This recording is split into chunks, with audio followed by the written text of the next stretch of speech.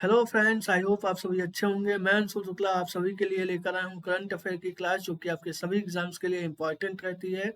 आज की इस वीडियो में हम नेशनल व इंटरनेशनल न्यूज़ को कवर करेंगे, साथ ही साथ उसकी एनालिसिस करेंगे।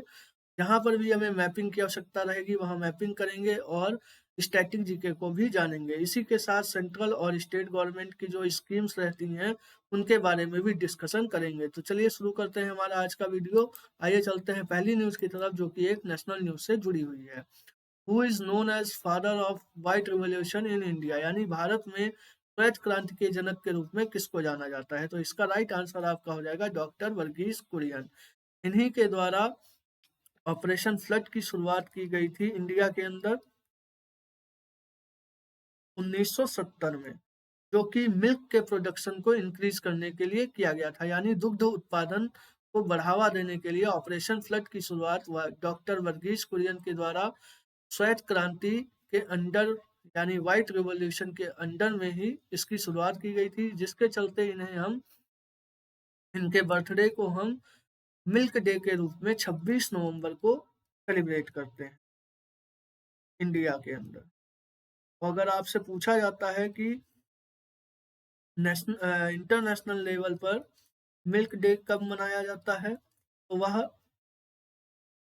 1 जून हो जाएगी तारीख। यानी इंटरनेशनल मिल्क डे अगर आपसे पूछा जाता है, ये तो आपका इंडिया के लेवल पे हो जाएगा। अगर इंटरनेशनल मिल्क डे पूछा जाएगा तो वह 1 जून हो जाता है। इसी के साथ यहाँ पर आपको बता देते हैं कि जो Amul the taste of India present time में आप लोग देखते हैं कंपनी, वह इन्हीं के द्वारा शुरू की गई थी गुजरात के अलंग में, जिसका हेडक्वार्टर स्थित है या हेड ऑफिस स्थित है। इसी के साथ अगर आपसे पूछा जाता है कि ग्रीन रिवॉल्यूशन के जनक या ग्रीन रिवॉल्यूशन या हरित क्रांति के जनक के रूप में कौन जाने जाते हैं, तो वह हो जाएंगे आपके MS स्वामीनाथन जी। हाल ही में इनकी डेथ अभी हुई है। तो ग्रीन रिवॉल्यूशन से अगर आपसे पूछा जाता है क्वेश्चन, तो आप MS स्वामीनाथन जी का नाम याद रखिएगा। इसी के साथ आपको राजेंद्र प्रसाद जी तो पता ही है कि ये इंडिया के first prime minister, first president रह चुके हैं। आइए अगले क्वेश्चन की तरफ। खेलो इंडिया यूथ गेम्स 2025 यह किस राज्य में खेला जाएगा? आप सभी को पता है कि सेंट्रल गवर्नमेंट के द्वारा खेलों यानी स्पोर्ट्स को बढ़ावा देने के लिए खेलो इंडिया यूथ गेम्स का आयोजन किया जाता है, और इस स्कीम को 2026-27 के लिए बढ़ा दिया गया है। यानी खेलो इंडिया यूथ गेम्स का जो स्कीम है उसको 2027 तक की एक्सटेंड कर दिया गया है अभी हाल ही में। पहले यह योजना जो है 2025 तक ही लागू की गई थी। इसी के साथ आपको बता देते हैं कि 2025 में इसका 7th एडिशन आयोजित किया जाएगा, और यह बिहार के द्वारा होस्ट किया जाएगा। बिहार के अंदर आप सभी लोग जानते हैं अभी हाल ही में एशियन वुमेन हॉकी चैंपियनशिप का आयोजन किया गया था यहाँ पर।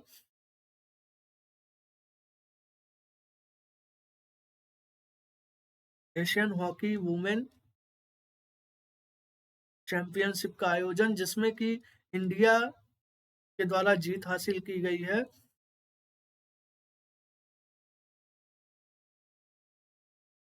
और इन्होंने हराया किसको है? तो इन्होंने चाइना को हराया है।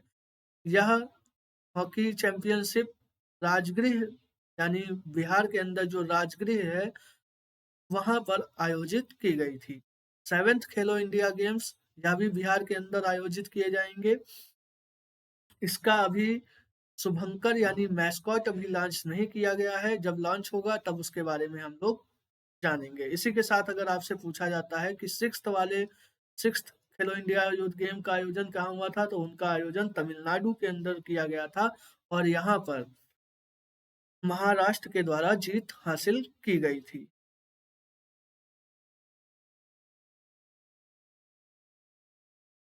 गुजरात में अभी हाल ही में 37th नंबर के नेशनल गेम्स का आयोजन किया गया था।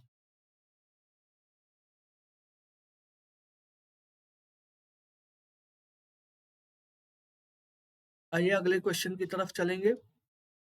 2025 में कौन सा देश G20 की अध्यक्षता करेगा। यानी अभी आप सभी लोग देख रहे हैं कि प्रेजेंट टाइम में G20 की अध्यक्षता या प्रेजेंट टाइम में G20 की समिट जो है वह आपको ब्राजील के अंदर देखने को मिल रही है।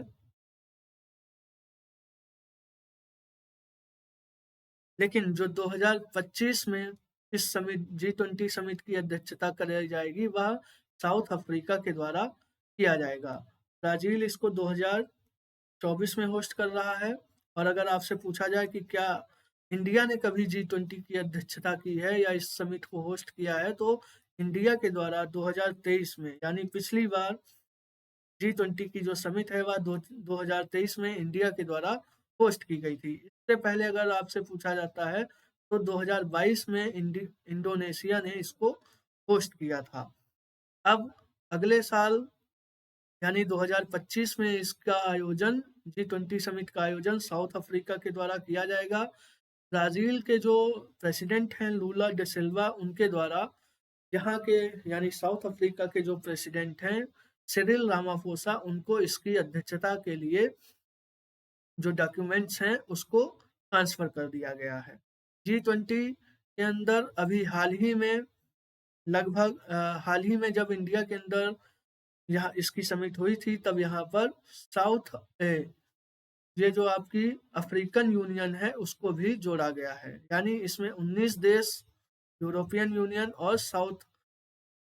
और जो इस अफ्रीकन यूनियन है वह अब इसके सदस्य देश हो जाएंगे। इसी के साथ यहाँ पर देख लेते हैं, ये अफ्रीका कॉन्टिनेंट का मैप है।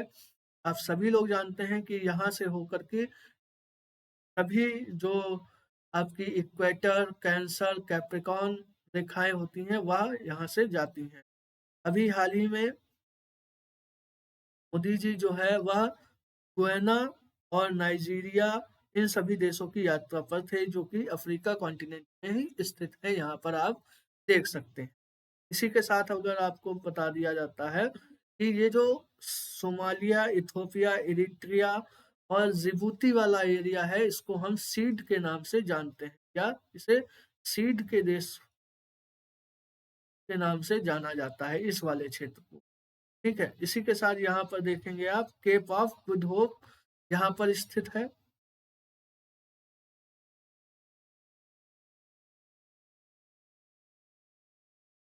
Cape of Good Hope Africa के या साउथ अफ्रीका के जो प्रेसिडेंट हो जाएंगे वहाँ यहाँ पे बता देता हूँ मैं। इसके जो प्रेसिडेंट हैं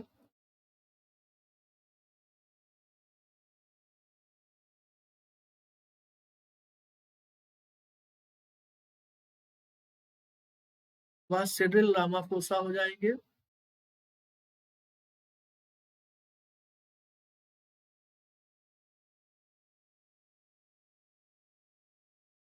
और इसकी जो कैपिटल हो जाएगी वह केप टाउन हो,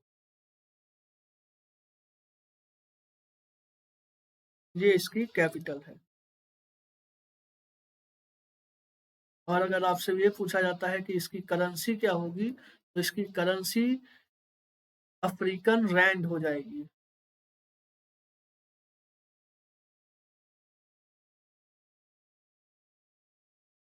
यहाँ पर आप सभी को इजिप्ट दिखाई दे रहा होगा, यहीं पर नाइल रिवर का डेल्टा बनाती है अलेक्जेंड्रिया में, जो कि विश्व की सबसे लंबी नदी है।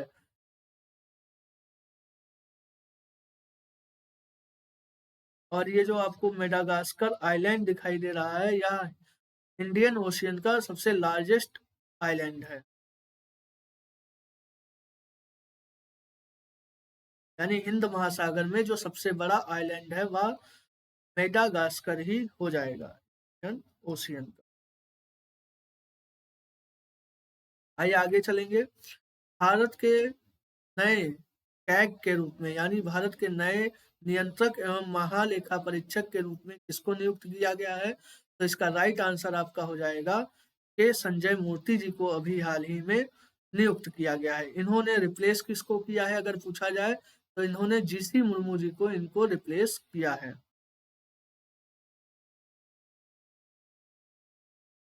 कैग के लिए अगर आपसे पूछा जाता है कि यह एक कॉन्स्टिट्यूशनल बॉडी है, यानी यह एक संवैधानिक पद है, तो हाँ, यह एक कॉन्स्टिट्यूशनल बॉडी है। इसके लिए संविधान के अंदर आर्टिकल 148 से 151 तक दिए गए हैं। कैग के पद पर जो भी कार्यरत होता है उसका जो कार्यकाल होता है वह या तो 6 वर्ष होगा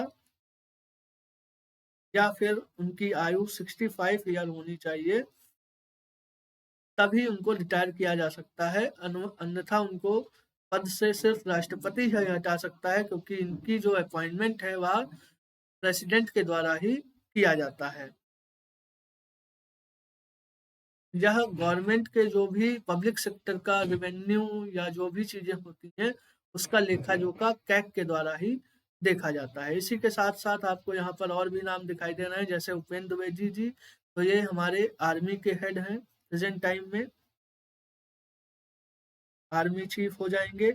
और इस बार का जो आर्मी डे है वह पुणे के अंदर उसको सेलिब्रेट किया जाएगा। इसी और राजीव कुमार जी यह चीफ इलेक्शन कमिश्नर हैं।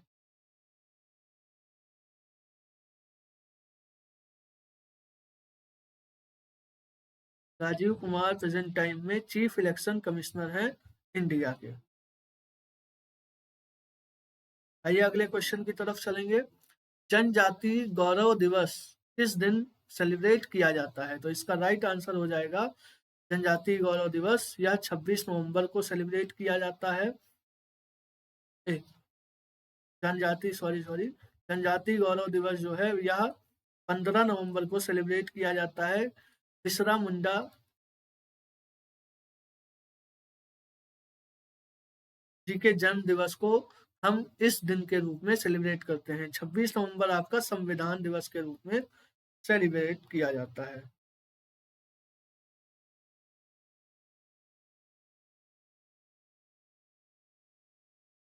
अगर आपसे पूछा जाता है कि ट्राइबल म्यूजियम क्या है, तो ट्राइबल म्यूजियम कहाँ पर ओपन किया गया था? यह उड़ीसा के अंदर ओपन किया गया था।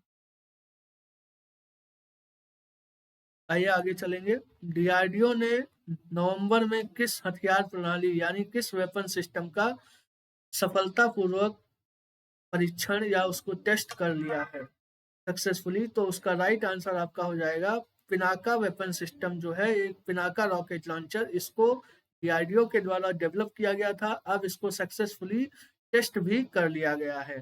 डीआरडीओ आप सभी लोग जानते हैं कि इसका जो फुल फॉर्म हो जाएगा वह defence research and development organisation है। डेवलपमेंट ऑर्गेनाइजेशन है यह, जिसका हेडक्वार्टर दिल्ली के अंदर स्थित है। और इसको 1 जनवरी 1958 में बनाया गया था। डीआरडीओ एक ऐसा ऑर्गेनाइजेशन है जो कि डिफेंस के क्षेत्र में इंडिया में कार्य करता है। इनके द्वारा ही ये Agni missile, BrahMos missile, Arjun tank, इन सबको डेवलप किया जाता है। और जो डिफेंस के क्षेत्र में जो भी चीजें होती हैं वह डीआरडीओ के द्वारा ही डेवलप की जाती हैं। इसके प्रेजेंट टाइम में जो हेड हो जाएंगे वह समीर वी कामत रहेंगे। समीर कामत जी हो जाएंगे। इसका हेडक्वार्टर दिल्ली हो जाएगा। इन्होंने घातक ड्रोन को डेवलप किया है और रुस्तम ड्रोन भी डीआरडीओ के द्वारा ही डेवलप किया गया है। आइए आगे अगले क्वेश्चन की तरफ चलेंगे। कॉप 29 इसका आयोजन कहाँ पर किया जा रहा है? तो कॉप का फुल फॉर्म हो जाएगा कॉन्फ्रेंस ऑफ पार्टीज। यह 29 नंबर की जो समिट है वह इस बार अजरबैजान की जो कैपिटल है बाकू, यहाँ पर इसका आयोजन किया जा रहा है। यह 29 नंबर की जो समिट है इसका आयोजन प्रेजेंट इस बार किया गया है। अगर आपसे ये पूछा जाता है कि 27 नंबर की कहाँ पर हुई थी, तो 27 नंबर की जो समिट थी कॉप की, यह इजिप्ट के अंदर की गई आयोजित।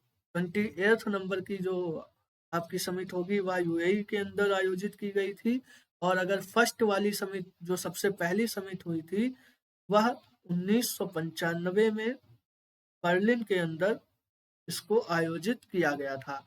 कॉन्फ्रेंस ऑफ पार्टीज यानी कॉन्फ्रेंस ऑफ पार्टीज या कॉप, ये जो समिट होती है या एनवायरनमेंट के लिए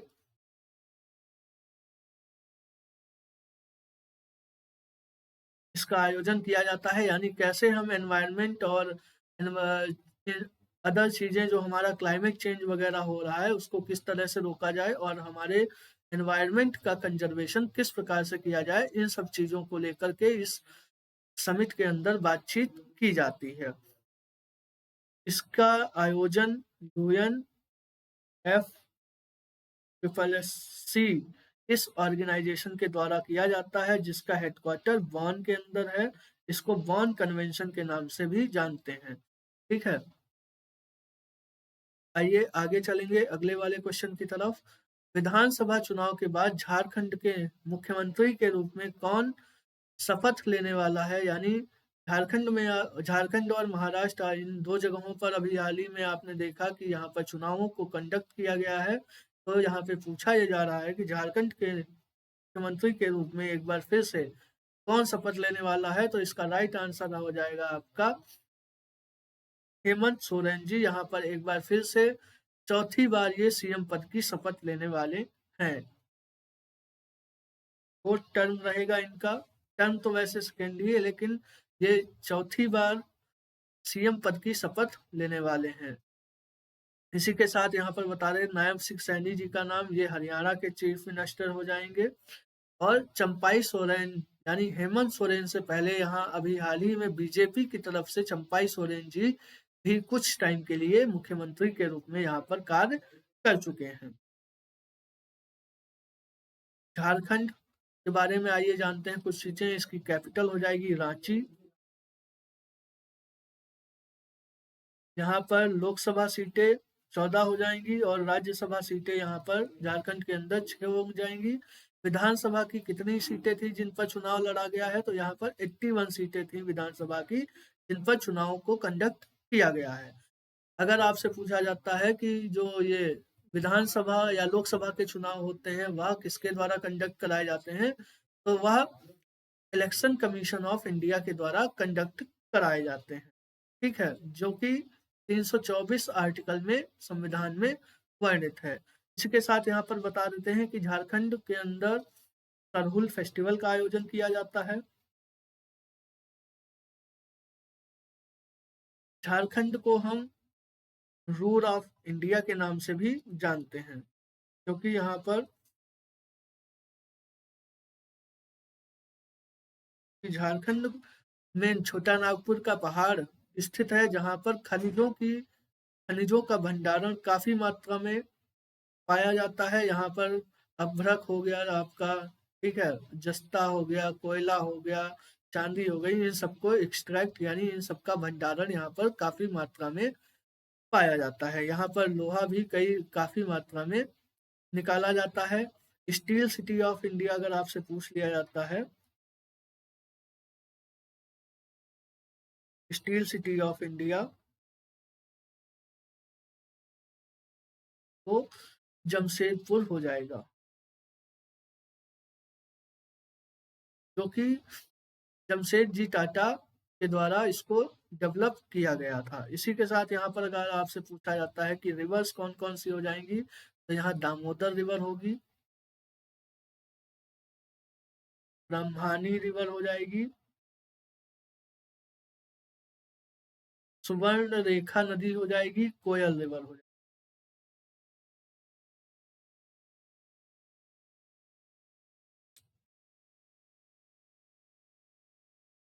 और इसी के साथ यहाँ पर और भी एक चीज बता देते हैं कि यहाँ पर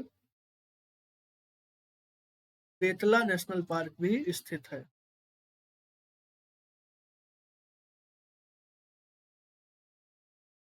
तो चलिए, यह था हमारा आज का सेशन। आई होप आप सभी को अच्छा लगा होगा। आप सभी हमारे यूट्यूब चैनल एस्पिरेंट्स चॉइस को ज़्यादा से ज़्यादा सब्सक्राइब कीजिए और शेयर कीजिए, जिससे कि यह और भी लोगों तक पहुंच सके। धन्यवाद। जय हिंद।